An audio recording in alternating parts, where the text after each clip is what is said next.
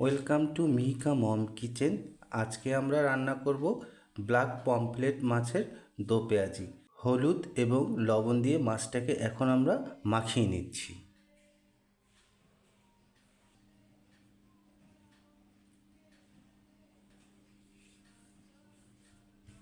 লবণ এবং হলুদ মাখিয়ে নিয়েছি।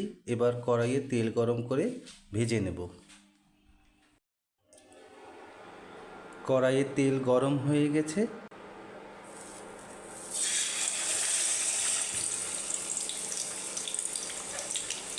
আমরা মাছটাকে হালকা করে ভেজে নেব, খুব একটা বেশি কড়া করে ভাজবো না। একটা সাইড আমরা ভালো করে ভেজে নিয়েছি। এবার অন্য পাশটা ভাজার জন্য উল্টে দিয়েছি। মাছটা ভাজা হয়ে গেছে, এবার তুলে নেব। মাছ ভাজা তেলে এবার গরম মশলা দিয়ে দেব। এখানে আমরা দিয়েছি দারচিনি, এলাচ এবং তেজপাতা। এবার দিয়ে দিচ্ছি বাটা পেঁয়াজ।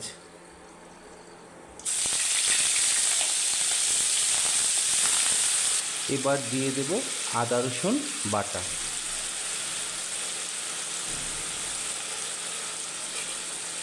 পেঁয়াজ রসুন আদা বাটাটাকে ভালো করে কষিয়ে নিচ্ছি। হলুদ গুঁড়ো দিয়ে দেব, মরিচ গুঁড়ো দিয়ে দেব। হলুদ এবং মরিচটাকে মশলার সাথে ভালো করে কষিয়ে নেব। যে কোনো মাছ কিংবা তরকারি রান্না করার স্বাদ অনেকটাই নির্ভর করে মশলাটাকে কত সুন্দর করে কষিয়ে নেওয়া যায় তার উপরে। কষানো মশলার সাথে এবার দিয়ে দেব পেঁয়াজ পাপড়ি এবং টমেটো।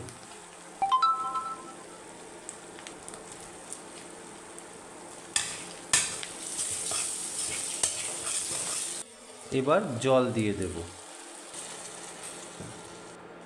এবার দিয়ে দেব জিরে গুঁড়ো।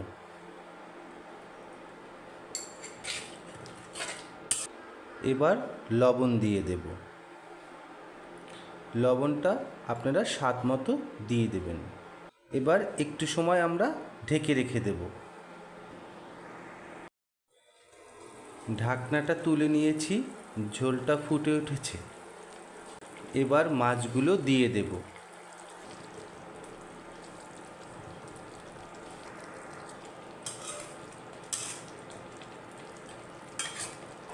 এবার মাছের ভিতরে মশলার স্বাদটা সম্পূর্ণভাবে ঢোকার জন্য কিছুটা সময় ঢেকে রাখব।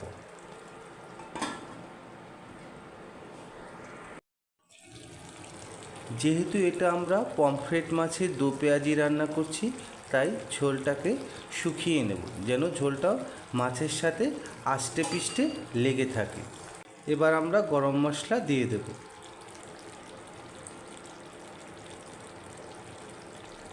এবার কিছুটা সময় ঢেকে রাখবো, গরম মশলার গন্ধটা যেন মাছের সাথে সুন্দরভাবে মিশে যায়।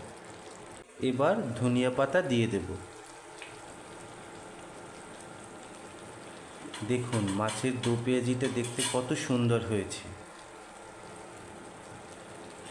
এভাবে আপনারাও বাসায় ট্রাই করে দেখবেন, খেতে দারুণ লাগবে। আমাদের বাসায় এই মাছটা এইভাবে রান্না করলে তো সবার খুবই পছন্দের, আপনাদেরও ভালো লাগবে। ভিডিওটি যদি আপনাদের কাছে ভালো লেগে থাকে তাহলে চ্যানেলটি সাবস্ক্রাইব করার অনুরোধ রইল। লাইক কমেন্টস করতে ভুলবেন না। পরবর্তী ভিডিও দেখার অনুরোধ রইল। ধন্যবাদ। আমাদের পমফ্রেট মাছ রান্না করা হয়ে গেছে। এভাবে আপনারাও বাসায় চেষ্টা করে দেখবেন, আশা করি আপনাদের কাছেও ভালো লাগবে।